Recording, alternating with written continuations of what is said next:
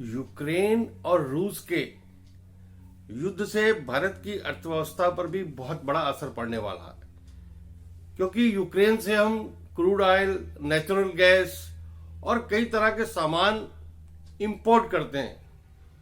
तो crude oil और natural gas के कीमतों में भारी उछाल आने वाला है, जिसके कारण देश में आने वाले समय में महंगाई बढ़ सकती है। दूसरा, जो हम एक्सपोर्ट करते हैं यूक्रेन को, उसकी जो पेमेंट है वो फंसेंगी, उसमें रुकावट आएगी, बैलेंस ऑफ पेमेंट में बहुत अंतर होगा।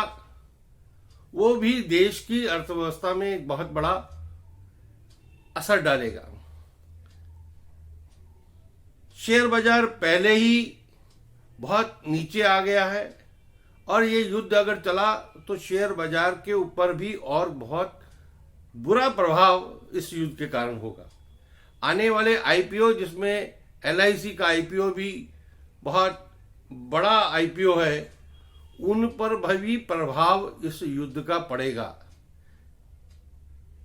और जैसी कि संभावना है और लगभग तय है कि नाटो के देश भी रूस पर आक्रमण कर सकते हैं, तो ये एक विश्व युद्ध की ओर अगर हम बढ़ते हैं तो उससे भी और देश की अर्थव्यवस्था पर बुरा प्रभाव पड़ेगा और महंगाई बढ़ेगी।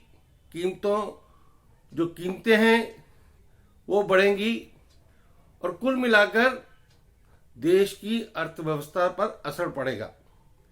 जो कि अर्थव्यवस्था कोरोना के बाद बड़ी मुश्किल से पटरी पर आ रही थी, उस पर बुरा प्रभाव इस युद्ध का होगा।